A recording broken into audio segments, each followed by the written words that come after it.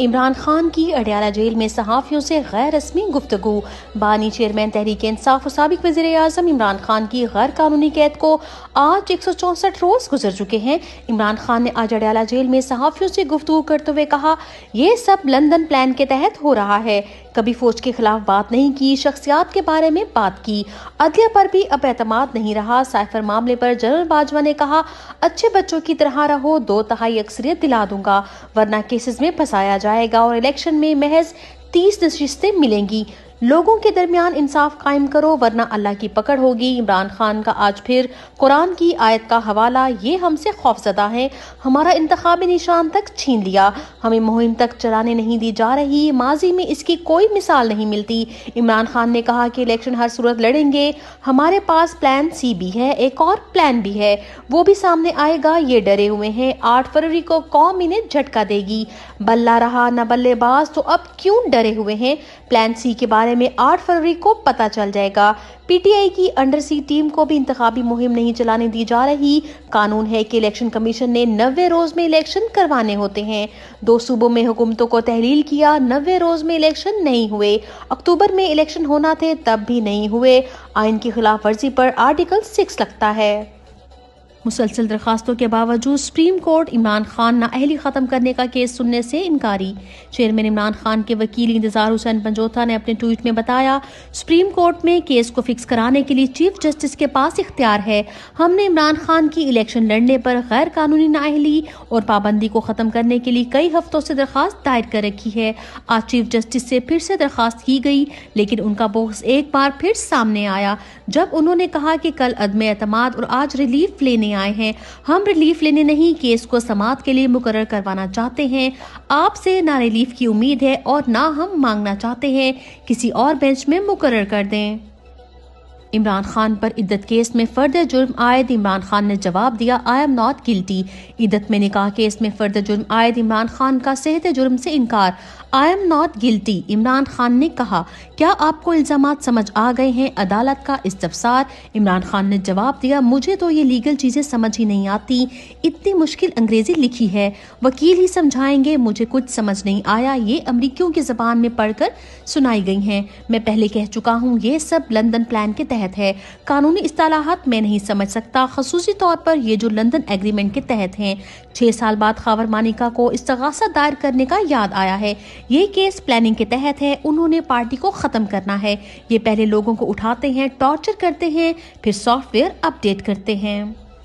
عمران خان نے توشہ خانہ اور القادر ٹرسٹ کیس کا جیل ٹرائل اسلام آباد ہائی کورٹ میں چیلنج کر دیا۔ عمران خان نے توشہ خانہ اور القادر ٹرسٹ نیب کیس میں جیل ٹرائل اسلام آباد ہائی کورٹ میں چیلنج کر دیا۔ عمران خان نے جیل ٹرائل کے دونوں نوٹیفیکیشن کے خلاف درخواست دائر کی۔ جیل ٹرائل کے نوٹیفیکیشنز کو کالعدم قرار دیا جائے، درخواست گزار کی استدعا، اس درخواست کے زیر التوا رہنے تک ٹرائل کورٹ کی کارروائی کو روکا جائے۔ اڈیالہ جیل میں توہین الیکشن کمیشن کیس کی سماعت، فرد جرم میں ہی کیس غلط ثابت، ہمارے ساتھ زیادتی کی جا رہی ہے، بلے کا نشان چھین لیا گیا، لیول پلینگ فیلڈ بھی نہیں دی جا رہی، اب آپ کہتے ہیں کہ ہم کچھ بولیں بھی نہ، اب ایسا تو ہو نہیں سکتا۔ چیئرمین عمران خان کے وکیل نے الیکشن کمیشن میں عمران کو آئینہ دکھایا۔ توہین چیف الیکشن کمشنر کیس میں فرد جرم میں بڑے بڑے بلنڈرز، فرد جرم میں ہی لکھ دیا گیا کہ توہین کیس ثابت ہو گیا۔ آئین کے آرٹیکل 204 جو سپریم کورٹ یا ہائی کورٹ ججز کے لیے ہے، فرد جرم میں اس کا حوالہ بھی غیر آئینی ہے، فرد جرم پر نہ سوالوں کے جواب درج اور نہ ہی عمران خان کے دستخط ہیں۔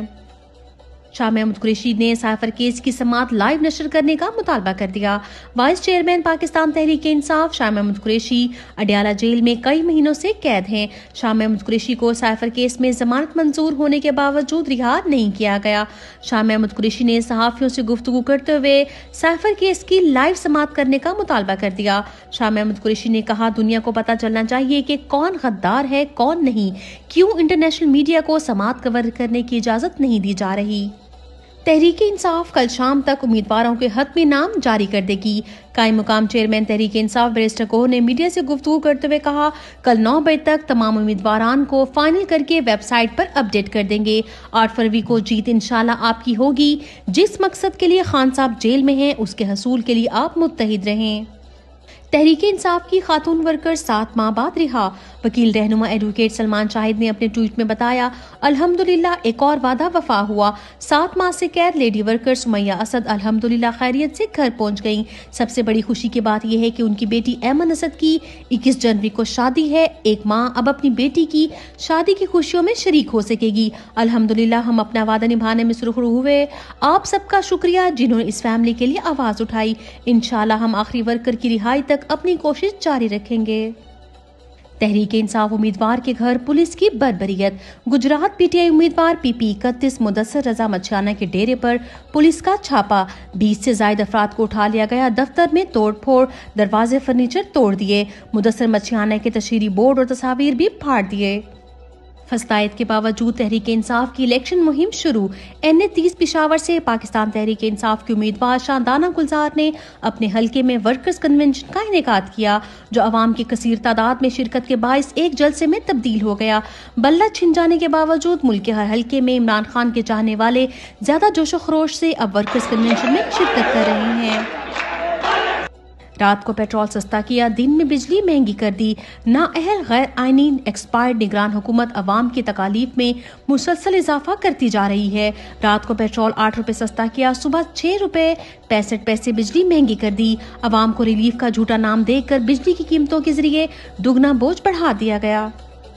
گوگل نے بھی پاکستان تحریک انصاف کو ملک کی سب سے بڑی جماعت تسلیم کر لیا۔ گوگل نے Google trends Pakistan general election کے نام سے ایک صفحہ متعارف کرا دیا۔ سرچ ٹرینڈز کے صفحے میں سب سے اوپر 63% کے ساتھ تحریک انصاف، باقی پارٹیاں کافی نیچے۔ سب سے مقبول پارٹی کو سپریم کورٹ نے الیکشن میں بطور جماعت حصہ لینے سے محروم کر رکھا ہے۔